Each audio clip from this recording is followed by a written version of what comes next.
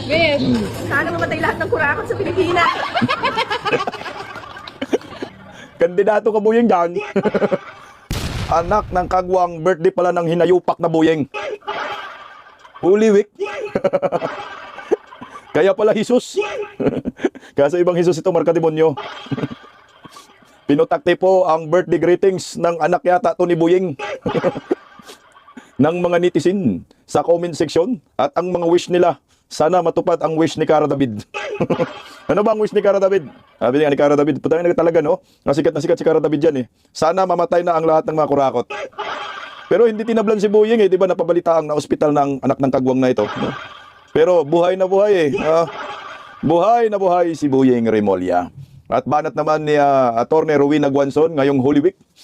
Laban po dito kay Bongbong Marcos.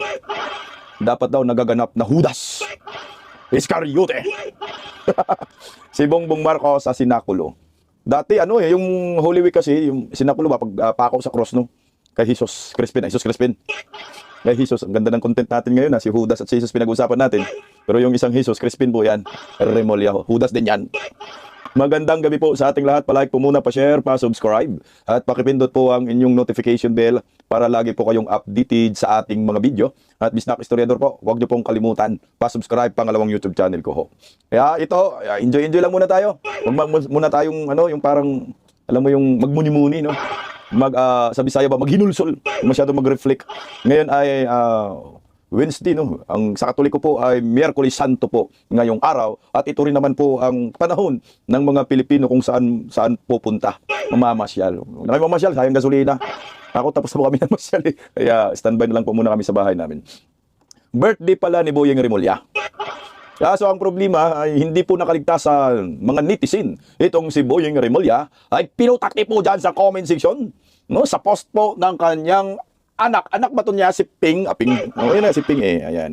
Ping Remulla. Ang post dyan ni Ping Remulla, ang sabi, Happy birthday Ombudsman Buyeng Remulla. Pap, maraming salamat sa patuloy mong paggabay at malasakit sa pamilya at sa bayan. We love you. Huy! Anong paggabay sa Anong patuloy na paggabay? Sa bayan? Anong gabay niya sa bayan? Anong malasakit sa bayan? Malasakit sa bayan? Huy, buang ka, Buyeng. Ay, Ping, di sarapin, di konsilyo, di armasin. Nagmalasakit si Buyeng sa bayan. Bendalo nga anak ng kagwang, eh. Yan nga ho ang nagpauso, napabaliin daw yung batas. Kaya naman ito ang nangyayari. Pinutakti si Pap. Tangina, no, birthday mo, pinutakti ka. Paano pa kaya pag lumisan ka sa mundo, no? Bugbog sarado ka, eh. Ayan, naray ko! Charing! Baka sabihin niya ako ay fake news, ha?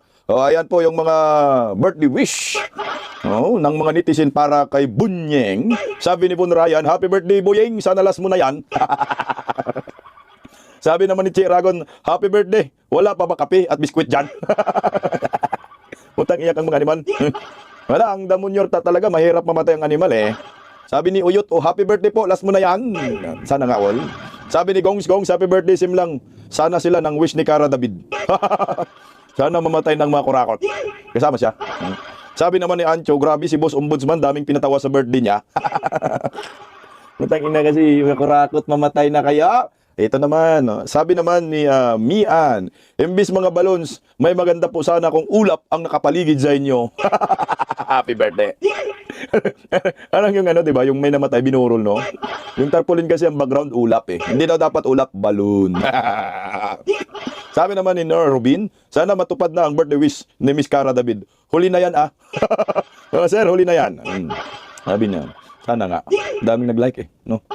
Sabi naman ni Alay Naries, tawang-tawa ako sa mga wish. Nawa lahat ng wish natin ay magkatotoo. Advance rip. Na po, kasi last nyo na po yan. May rest in hell, birthday po. Enjoy, amen. Tayo demonyo man to si Buyeng, eh. Tagal man naman dito yan. Diba? Isang bulati na nga lang ho. Ang perma sana, putangin ng bulati yung namatay. Si Buyeng buhay na buhay. Sabi naman ni Tatin, Happy birthday sana. Mabasa mo mga bumati sa'yo kahit 5 comments lang dito. Siyempre nagbabasa naman yan, eh. Tangina si Ping. Post ni Ping yan, eh. Remulla. Talagang mababasa niya ho yan. Sabi ni Choco Martin, Ma'am Cara David, mag-wish ka na po ulit, ha? Sabi, ito naman, last. Ito naman, Matang anak ng kamote, no? Page ng anak niya, pinutakti ng komentong ganyan. Sana daw mamatay na daw. Sabi ni Kelps, Happy birthday, Mr. Bendalo. Ito na nga, si Bendalo. Wish ko sana last birthday mo na yan. Ano sasabihin, may malasakit sa bayan. Anak ng kagwang Kaping Remulla. Pareho lang kayo ng tatay mong Bendelo. Sabi ni Mateo, happy birthday, 2 years na lang, malapit na sa 2028. Napakulong talaga ito ni Inday Sara eh. Kasama kay Bongbong Marcos na mga, yung traidor. Sabi naman ni Pot, happy birthday, Judas. Si Boyeng pala yung dapat gaganap na Judas. Dalawa sila nga. Sa sinakulo ni Boboem. Sana last birthday mo na ngayon yan. Sana all, last na yan.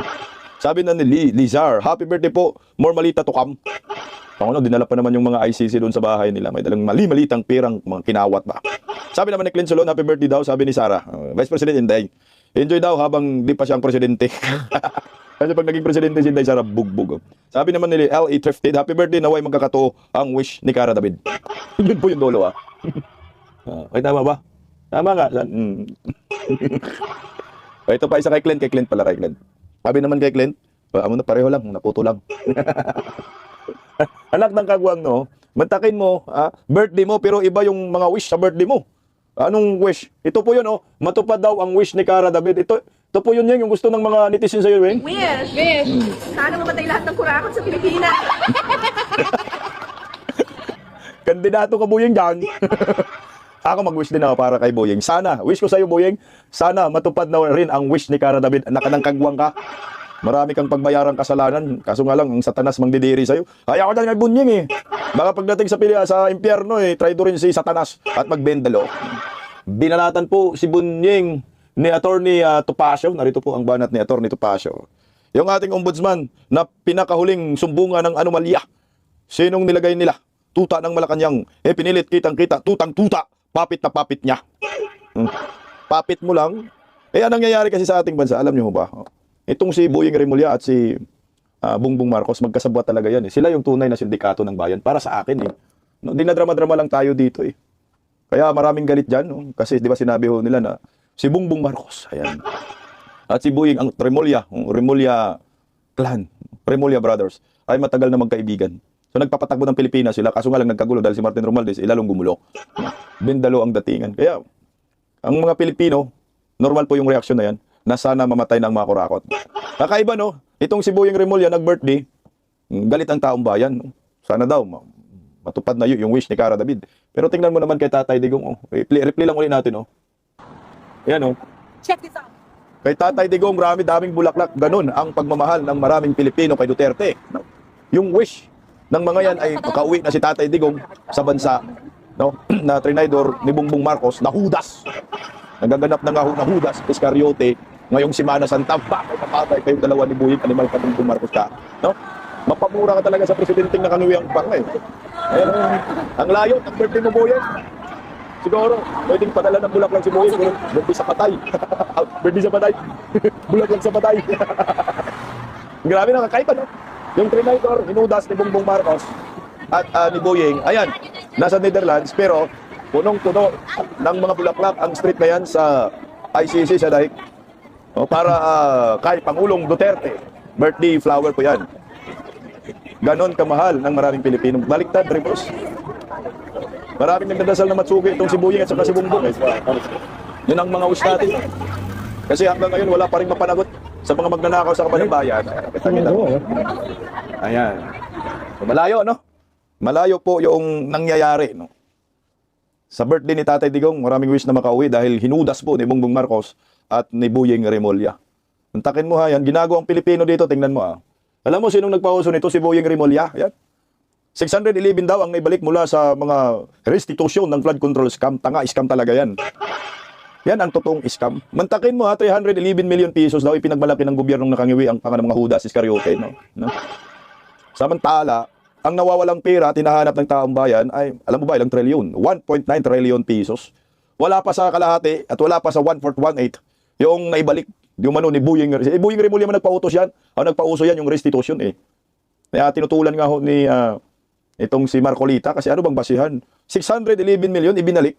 Samantala ang ninakaw trilyon ginawa tayong tanga ng gobyernong nakangiwi ang panga. Kaya mga Judas nga. Jesus nga ang pangalan, Judas naman ang mukha. Makikita mo lang ang mukha, putang ina, masira na araw mo Nagaya ni Bungit. Nagaganap na Judas. Sabi ni Atty. Rowena Guanzon, anak ng kagwang si BBM daw ang bagay nagaganap na Judas sa mga sinakulo ngayong Holy Week. Ito po, pakinggan po muna ano ba yung sinakulo. Dati rin Nakasali po ako dyan, pero hindi ako si Udas. Ako yung nagpako sa cross kay Jesus. Crispin Rimulya. Papanoorin po muna natin pakinggan ang balita. Mga kabataan ang nanguna sa tradisyonal na senakulo sa ilang bahagi ng bansa para sa Semana Santa. Nais raw nilang isapuso ang aral sa pagpapahirap kay Jesucristo. Nasa frontline na balita yan si Mon Gualvez. Kasabay sa tugtog ng tambol, nagprosesyon ng grupo ng mga kabataan ito sa Barangay Santo Niño sa Quezon City. Di alintanang mataas na sikat ng araw kung todo costume pa sila para sa inihandang senakulo o pagsasabuhay sa pagpapahirap kay Jesucristo. Ang kanilang entablado, ginawa na sa mismong kalsada palibot sa barangay. May katlong ulit mo rin dyan, ba't kakaila? Yo, Pedro, tatanungin kita. Sino ang taksil sa atin? Hindi ba't ikaw? Pang 10 taon nang sumasali sa senakulo ni Jonel Peralta na siyang gumanap na Kristo. Panata na raw niya ito, pati ng paghihikayat sa ibang kabataan na sumali. Sa awa po ng Diyos, sinasapuso lang po nila yung bawat binibigay po namin na karakter sa kanila, ay nagagampanan naman po nila ng mas magaling, mas mahusay. Aminado si Jonel, hindi madali maingganyo yung ibang kabataan na madalas nahihiya at busy sa ibang bagay. So alam naman po natin na mga kabataan, nasa 4 na sulok na kwarto lang yan, natawa kay cellphone. Kaya na-amaze ako ngayon, yung mga kabataan, they know the sacrifice ng Jesus.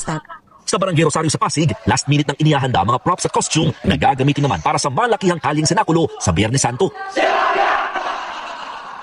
Tinututukan din dito na mahikayat ang kabataan na hindi malimutan ang ganitong mga gawain tuwing Holy Week. Ang layunin ng aming samahan ay mailayo ang mga kabataan sa bisyo at ma-enhance po nila yung kanilang talent sa pag-akit. Ang grade 12 student na si Jen Marian ang gumaganap bilang Veronica. Aminado siyang excited lalo't first time niya mag-perform sa senakulo. Maganda po yung samahan, tsaka panata na rin po para kay Cristo. In full production naman ang senakulo sa Malolos, Bulacan. 7 gabi itong ginagawa bago mag-Biyernes Santo. Tampok ang iba't ibang barangay sa lungsod. Suportado ito ng lokal na pamahalaan lalo't gusto nilang maipasa ang mga tradisyon tuwing Semana Santa, lalo sa kabataan. Lumaki tayo na pag Semana Santa nakahinto lahat eh. Nag-aayuno, nagre-reflect ang mga tao. Ngayon, ito uli yung siguro paraan na ibalik natin ito na ganito may panahon ng krisis. Wala namang imposible sa panalangin at dasal. Wala imposible sa pananampalataya. Nauna nang sinabi ng simbahan, hindi obligado ang pagsasagawa ng senakulo, pabasa at iba pang kaparehong gawain tuwing Semana Santa. Pero hinihikayat nilang lahat, lalo na kung makakatulong naman ito para sa kanilang pananampalataya. Ayan po yung sinakulo ng Romano Katoliko. Mukhang si Father Flavi sasali ho yan. Father Flavi, singho tayo dyan. Isama kayo ni Bangag. Pag si Father Flavi ang mag-misa dyan sa Holy Week, di ako sisimba dyan. Batuhin ko yan ng bato. Puting bato. Father Flavi, ang puting bato, tingot na. Ito nga ho yung banat ni Atty. Rowena Guanzon kay Bongbong Marcos. Pwede ka bang gumanap na huda sa sinakulo? Anak ng kagwang bagay-bagay talaga. Bagay na bagay ang pagkahudas ng animal na ito. No? Tama yan, Bong. Gumanap ka na lang na hudas kasi hudas ka naman talaga. Isa kang traidor animal ka. Trinidor mo ang taong bayan, trinidor mo ang mga Duterte. Dami mong trinidor. Lahat ng mga Pilipino, trinidor mong buang ka. No? Presyo ng langis, abot hanggang impyerno na. Pagkatapos mangurakot, no? Anak ng kamote, yung presyo ng langis, pinarating sa pinto ng impyerno ang presyo. Sabi kasi ng mga tanganista at bubunista sa mga trolls, no? Mga trolls. No? Ito ho, ang sagot ko sa inyo, animal kayo. Dapat magiging hudas talaga sa sinakulo ang buang nito. Ito yung hudas in real life, si Bongbong Marcos. Sabi kasi nila sa akin, Bisdak, bakit si BBM ang sinisisi mo sa pagtaas ng presyo ng langis at minumura mo pa? Putang ina, kamura-mura naman talaga itong hinayupak na ito. Alam nga naman, sino ba ang dapat nasisihin ko? Sino ba dapat ang murahin ko? Si Inday Sara? Hindi man si Inday Sara ang presidente ngayon. Ang presidente si Judas nga, si BBM. Siya po yung presidente, kaya dapat siyang murahin. Mga hinayupak kayo. Tsaka ito, makinig kayo, mga bubunistang tanganista. Pinangako niya nung nakarang eleksyon, di ba? Anong sabi? Na sana, na pag siya ang presidente, magmura lahat ng mga bilihin. Di ba yan ang sinabi niyo, mga tanga niyo? No? At ang palitan ng piso kontra dolyar, piso equal to $1 equal to 1 piso. Ang tanga ninyo, 61 na ngayon. Senior citizen, magmura ang bilihin, anak ng kagwang gasolina, magkano na po ang presyo ng langis? Ang diesel sa probinsya 140, dito 129, di ba? Ganun katindi. Mapamura ka talaga at sisihin mo talaga siya. Bakit? Tingnan nyo ha. Kay former President Rodrigo Roa Duterte, mga anak kayo ng kagwang, yung presyo ng langis, hindi man umabot ng ganyang kataas, 100 plus. Partida pa yon kay Bungit, no? Ang meron lang digmaan. Digmaan lang ha. Pero kay Tatay Digong, ang meron digmaan sa Middle East, digmaan sa Ukraine at Ukraine at Russia, at pandemya. Isipin niyo po yung tatlong nangyayari yan kay Tatay Digong. Pero ni minsan ay hindi po tayo natatakot at hindi tayo naka-experience ng pagsipa ng tudo-tudo ng mga bilihin at lalo na po ang presyo ng langis. Yan ho ang pagkakaiba. Kahit sabihin po ninyo, buong mundo man yan, apektado, buong mundo nga ho. Pero bakit ganito kasobra-sobra ang pagtaas ng presyo ng langis sa atin? Buong mundo tayo ang pinakamahal na langis. 100% yung in-increase. Kaya tama lang murahin itong hinayupak na Judas na ito. Judas kay Tatay Digong, mantakin mo. Tinulungan para magiging Pangulo ni Inday Sara. Butang ina. Ngayon, hinudas ang mga Duterte, si Tatay Digong pinadala sa daig. Si Inday Sara gustong ipa-impeach, kaya dapat ka talaga bungit. Ang tawag sa'yo, Bungbong Judas. Jesus Crispin Judas. Si Inday Sara, inimbestigahan nun ninyo patungkol sa confidential funds, intel funds. Pero itong si Bongbong Marcos, mayroong 4.5 billion pesos na confidential funds. Na ngayon, meron pa rin confidential funds. Sa kabila ho ng crisis sa ating ekonomiya, kaya tama kang Judas ang pangalan ng Malka. Kaya pinalagan po ito, nais mo pa imbestigahan ng ilang mga grupo, ilang individual, no? Ito nga 4.5 billion pesos na intel funds. Kasi ginawa ho nila kay Inday Sara yan. Di gawin din kay Bongbong Marcos. Pakinggan po natin. Sa papatuloy na tensyon sa Middle East na nakaapekto sa Pilipinas, lumulutang ang tanong, nasaan at paano ginamit ang bilyong-bilyong intelligence at confidential funds ni Pangulong Ferdinand Marcos Jr. na sana'y nakatulong upang mapagaan ang krisis at epekto nito sa bansa? Si Angel Pastor, magpapalita. Umaabot sa 4.5 billion pesos ang intelligence funds ni Pangulong Ferdinand Marcos Jr. Matatandaang sa unang quarter ng 2025, hiniling ng palasyo ang paglalabas ng pondo para sa maagang pagtukoy ng mga banta at paghahanda sa mga krisis. Pero ayon kay retired Brigadier General Carlos Kita, tila sa politika at sa pag-atake sa mga kritiko ng administrasyon, mas nakatuon ang pansin ng pamahalaan imbis na sa maagap na aksyon. Yung intelligence pa nga ni BBM is 4.5 billion, no?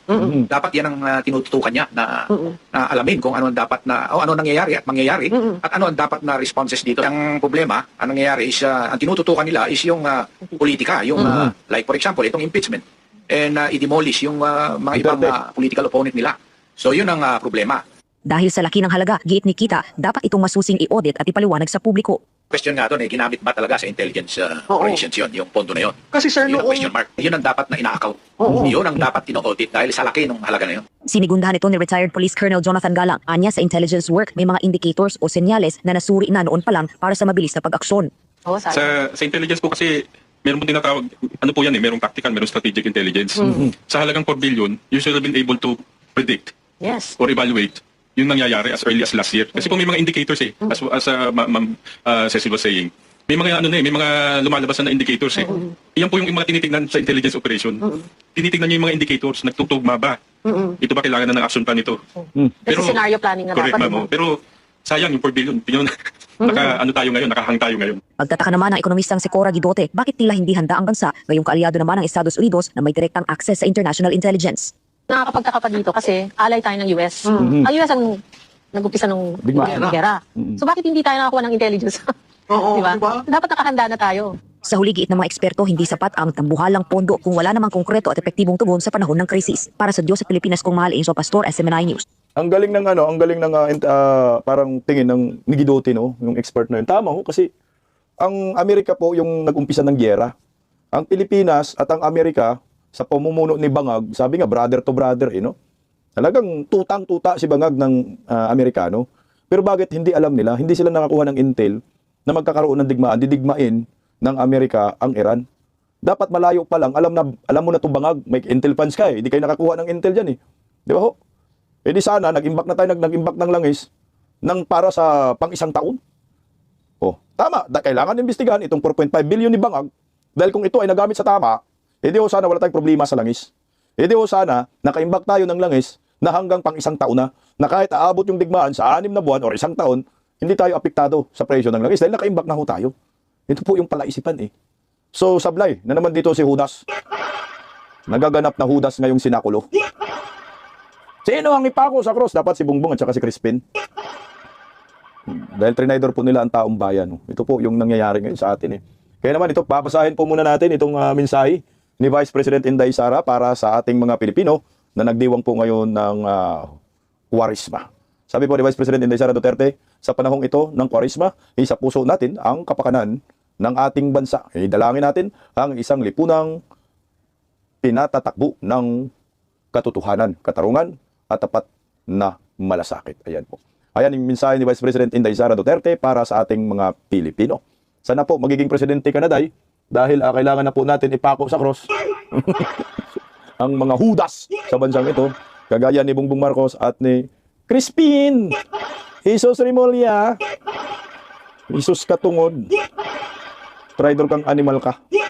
Sana nga po matupad na ang wish ni Cara David na mamatay na ang mga kurakot, tamaan sana ito ng mga wish ni Cara David. Bunying ha, at Judas Bangag. Ito talaga yung literal na hudas, itong si Bongbong Marcos. Alam yan ng buong mundo kahit hindi Pilipino. Kahit mga foreigner, alam po nila na hudas itong hinayo